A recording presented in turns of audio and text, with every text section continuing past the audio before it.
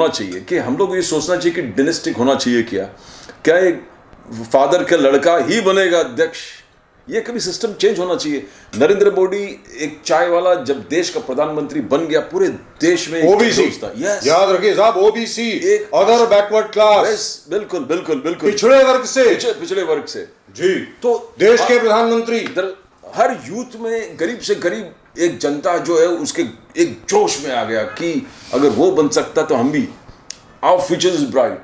तो ऐसे नहीं कि गरीब वही पर रहेगा, एक उम्मीद था, एक जागरण, एक मोटिवेशन एंड इंस्पिरेशन। जी, जो आपने बात कही है बिल्कुल बड़ी और फरमाने लायक है। Exactly sir. मैं दर्शकों को बताना चाहता हूँ, देश के पहले प्रधानमंत्री ब्राह्मण, दूसरे प्रधानमंत्री लाल बहादुर शास्त्री ठाकुर, तीसरे प्रधानमंत्री Indiraji Brahmin, Morarji Desai upper caste, exactly, ठीक है साहब, बिल्कुल। उसके बाद इंदिराजी वापस आई, again Brahmin, yes yes yes. Rajiv Gandhi Brahmin, yes, और राजीव गांधी के बाद वीपी सिंह ठाकुर, चंद्रशेखर ठाकुर, और चंद्रशेखर जी के बाद बने Narasimha Rao, again forward caste, बिल्कुल सर, अपर कास्ट, यस। मतलब, और उसके बाद आप सारे देख लीजिए, एचडी देवेगौड़ा साहब को देख लीजिए, आप आई के गुजराल साहब को देख लीजिए, यस। उसके बाद जितने भी प्रधानमंत्री बने, doctor Manmohan Singh Khatri, again upper caste. Doctor Manmohan Singh के बाद नरेंद्र मोदी जो बने, Narendra Modi is the first OBC prime minister of India and sprung out of nowhere. That's right. चाय बनाने वाला, स्टेशन के ऊपर चाय बेचने वाला बच्चा, जिन्होंने खुद एडमिट किया मार्क जुकरबर्ग के साथ फेसबुक के कैंपस में। नरेंद्र मोदी जी 2014 के बाद जब सबसे पहली बार अमेरिका गए, वहां पर उन्होंने एड्रेस किया बहुत लोगों को। मार्क जुकरबर्ग भी वहां पर थे, उन्होंने खुद बताया कि हमारी माँ जो थी वो लोगों के घर में बर्तन मांजा करती थी। ये प्रधानमंत्री अगर बन सकते हैं तो फिर डिनेस्टिक रूल की क्या जरूरत है? जरूरत ही नहीं। तो एक देश एक पूरे एक मोड़ पर आके बैठा है कि क्या ये परंपरा को हमको कंटिन्यू करना है कि बाप अगर ये कर दिया है तो लड़का वहीं पर होगा। Why can't you spring a surprise? ये जो कल जयदेव ठाकरे ने बोला था कि ये गोड गरीब के बीच में बैठने वाले कष्ट करान से जो मेहनत करते, कष्ट करते, उनके साथ घुल मिलकर जिसने जिंदगी देखी, छोटे छोटे झोपड़े में काम करते हुए देखा, रिक्शा चलाया है, शेतकरी था, ऐसे लोग अगर चीफ मिनिस्टर बनता है इस देश के लिए, डेमोक्रेसी के लिए, इससे बड़ी क्या खबर है? What is more great than the most poorest of poor taking the post of a chief minister or prime minister, the prime minister. So this has to break away the dynastic और politics. Jaydev Thackeray ji के बारे में मैं आपको बताऊं, बिल्कुल sir, Jaydev Thackeray ji ने खुद आरकेवी शो में आकर के कहा कि रामदास कदम फूल बेचा करते थे। Exactly. फूल बेचा करते थे बोरीवली के साईं मंदिर के सामने। बिल्कुल बिल्कुल सर। जयदेव ठाकरे ने उनको कहा कि भाई शिवसेना में काम करोगे? उनका करेंगे। शिवसेना में काम करते करते करते रामदास कदम कैबिनेट मंत्री बने, लीडर ऑफ द ऑपोजिशन बने। ये बाला साहब ठाकरे का कल्चर था। आप देखें, बाला साहब ठाकरे पहले ऐसे शख्स थे जिन्होंने ना जात देखी, ना पात देखी, ना धर्म देखा, ना कुछ और देखा। जो भी आदमी पसंद आया उसको कहा भाई चुनाव लड़ेगा, लड़। ये थे बाला साहब ठाकरे। और उद्धव ने उस परंपरा को खत्म कर दिया खुद सीएम बनने की चाह में। जी, अगर उन्होंने एकनाथ शिंदे जी को ऑफर भी करते कि आप बनिए चीफ मिनिस्टर, शायद ये फूट नहीं होता। नहीं। एंड शरद पवार के नाम लेके सबको गुमराह करना कि शरद पवार जी ने बोला है कि आपको सीएम बनना चाहिए, बाकी लोग को एक्सेप्ट नहीं करेंगे।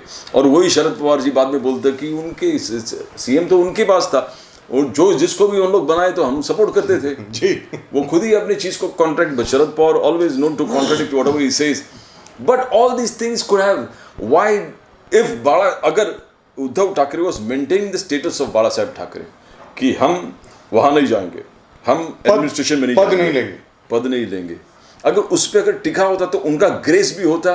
और जो नॉर्मल शिवसैनिक है, जैसे बार बार इन लोग थकते नहीं है, चाहे वो गुलाब राव पाटिल हो, जितने भी senior, even including Narayan Rane, including everybody, including Chhagan Bhujbal, everybody, जिसने जान दिया इस पार्टी के लिए, मेहनत की है। जैसे ही सेज गुलाब राव पाटिल 302 का केस लिया, अलग अलग जितने आईपीसी के सेक्शन है वो सब सेक्शन हमने लिए अपने सर पे, बाला साहब के एक इशारे पे एक नाथ शिंदे खुद, बिल्कुल।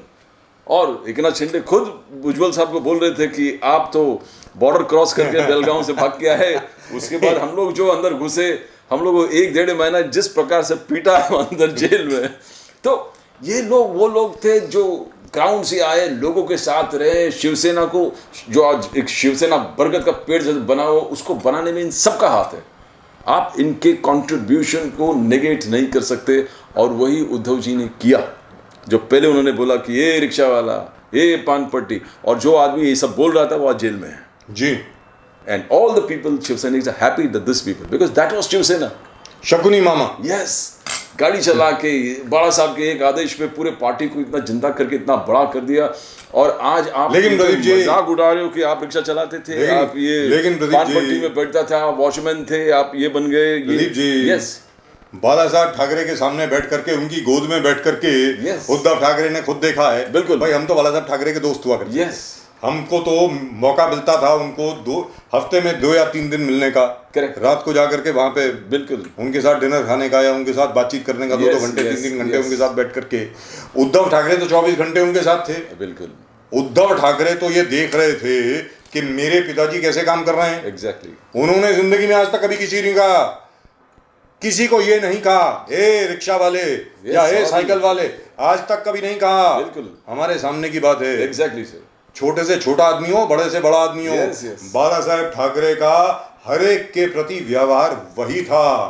और जैसा कि राणे साहब बोल चुके हैं, राज ठाकरे बोल चुके हैं, yes,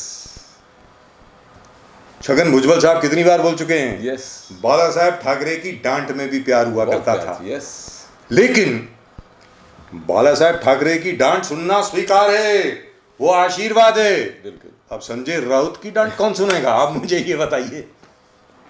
sir the point is, क्या एकनाथ शिंदे काबिल है या नहीं? एकनाथ शिंदे ने अपने आप को इतना ये कर दिया है, लोगों के सामने काम के और मेहनत के बल पर अपने आप को एकदम सक्सेस कर दिया है। 24 घंटा काम करना। आप ही देखो कि कभी मुंबई में रहते, कभी विदर्भ में रहते, कभी इधर रहते, चलते चलते गाड़ी में कलेक्टर को फोन करना। He doesn't wait even. He is in Mumbai right now. Yes, बिल्कुल। 2 hours later he is in Yes, Chandrapur. yes. 3 hours later he is somewhere else. फिर he is in Baramati. 24 घंटा 24/7 काम फिर करना। कभी बारामती में, फिर Yes. कभी शिरडी में, Exactly. और रात को फिर मुंबई में। Proved himself where work is concerned. और आज जब भी दोनों में कंपैरिजन होता है काम करने में, एक है कि 2.5 साल किसी ने कुछ काम नहीं किया, लोगों से मिला तक नहीं, अपने ही कार्यकर्ता, अपने मिनिस्टर से नहीं मिले, अपने एमएलए से नहीं मिले। और ये एकनाथ शिंदे जी एक मौका नहीं छूटता, कहां से उधर पहुंच जाते हैं। Let us not be unkind to Uddhav Thackeray ji. Yes, yes. Fact is, 2 साल कोविड के बीते हैं, Yes. 2 साल लॉकडाउन में थे, हाँ. हर एक ने नकाब पहन रखा था, तो लिहाजा उद्धव ठाकरे जी कुछ ज्यादा कर भी नहीं सकते थे। हाँ, ये मानते हैं। लेकिन अगर उद्धव ठाकरे जी वो चांडाल चौकड़ी जो है वो 4 लोगों से अगर रोज मिल सकते थे, तो अपने बाकी एमएलए से तो बात कर ही सकते थे। चलिए, अगर साक्षात्कार नहीं हो सकते थे, मतलब आमने सामने नहीं मिल सकते थे, तो फोन पे तो बात कर सकते थे। बिल्कुल। जितने 40 के 40 जो एमएलए इस वक्त एकनाथ शिंदे जी के साथ हैं, मतलब 1+39, 1+39, उनका यह कहना है कि फोन पर भी बात नहीं करते नहीं होते। अरे फोन पे कौन सा कोविड होने वाला है भाई। सर, ये जो नार्वेकर, मिलिंद नार्वेकर, सुभाष देसाई, अनिल परब और संजय राउत, ये मिलके इंसल्ट करते थे जो इलेक्टेड एमएलएज जो गांव खेड़े से आते थे, उनको बाहर बिठा के 4-4, 5-5 घंटा बाहर बिठाना, उनमें उनको संतोष था, आनंद। देखो, शिरडी से आए 5 घंटे से बैठे, वो शोलापुर से आए 6 घंटे से बैठे, नहीं मिल सकते। ऐसे थोड़ी। और वही मिलिंद नार्वेकर आज शायद एकनाथ शिंदे जी की तरफ जाने वाला चर्चा चल रहा है। तो एकनाथ शिंदे ने एक भी मौका नहीं छोड़ा, काम super fast, and he knows everything about every file. वो जानता है कि ब्यूरोक्रेसी एडमिनिस्ट्रेशन से काम किस प्रकार से लेना है, वो जानता है जी। और एक चीज़ है कि उनको आज के तारीख में मोदी के ब्लू आइड बॉय है, वो काम नरेंद्र मोदी अमित शाह का काम शायद देवेंद्र फडणवीस से भी तेज मिलने पर काम करता है। मौका मिलता ही इतना तेजी शायद देवेंद्र फडणवीस नहीं कर सकते थे if he was the CM, जितना जैसा आपने कहा कि कल 700 file 704 yes 704 files in in 2 months। तो जैसे उन्होंने अजित पवार को कहा कि आप 6 बजे शुरू करते हैं, हमारा 6 बजे खत्म होता है मीटिंग रात भर, तो ये हमारा रफ्तार है, फिर भी सोते नहीं, फिर भी हम फिर 8:30 बजे वापस घूम फिरना। तो he has proved himself, there's nothing, now this is for the whole, as हम लोग मोड़ पर है कि डायनेस्टिक पॉलिटिक्स से हटकर क्या गोड गरीब आदमी जिन्होंने अपने सारा जिंदगी त्याग किया हो उस पार्टी या कोई चीज के लिए, उसको उस पद में रहने चाहिए कि नहीं? बिल्कुल रहना चाहिए, चाहे वो शरद पवार की एनसीपी हो, उद्धव ठाकरे या शिवसेना हो, कांग्रेस हो, Gandhi without the Gandhi, DMK हो, एडीएमके हो, कोई भी हो। ये एक चैलेंज है पूरे देश के। एक मोड़ पे हम बैठे हैं कि गरीब से गरीब आदमी फैमिली ट्रेडिशन को तोड़ के वो पार्टी का अध्यक्ष बन सकता है। अगर वो बन सकता है, it is a great victory for democracy. But this is a great victory for democracy. But this is the era for a great victory of democracy. And as exemplified by Mr. Amit Shah's meeting at Baramulla in Jammu and Kashmir. Exactly. अरे Jammu and Kashmir में जाकर के पहली मर्तबा ऐसा हुआ, एक तो दशहरे की इतनी जबरदस्त सेलिब्रेशन हुई कश्मीर वैली में, पहले कभी नहीं हुआ, 70 साल में नहीं हुई। यस, याद रख लीजिए। दूसरा, पहली बार ऐसा हुआ, जो प्रदीप जी ने बात करी ना डेमोक्रेसी की, कि परिवारवाद को खत्म करना, परिवार की परंपरा को खत्म करना। याद रखें, जम्मू एंड कश्मीर की पूरी पॉलिटिक्स, जम्मू एंड कश्मीर का पूरा खजाना 5 परिवारों के हाथ में था। उसको तोड़ा किसने? नरेंद्र मोदी और अमित शाह ने।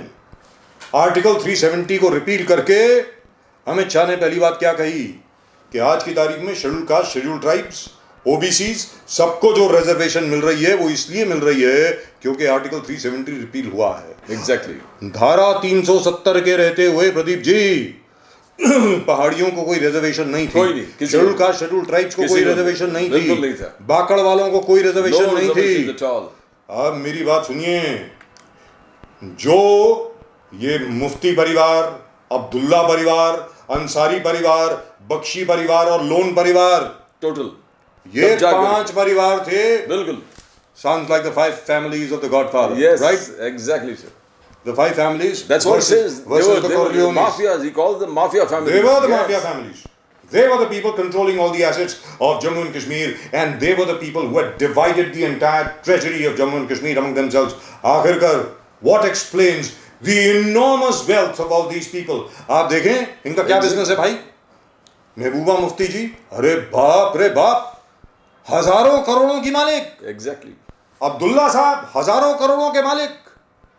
कहां कोठियां हैं, कहां जमीन है, फ्रांस में प्रॉपर्टी है, इंग्लैंड में प्रॉपर्टी है, हर जगह पर। Exactly sir. अरे बिजनेस क्या है तुम्हारा यार? ये तो बताओ।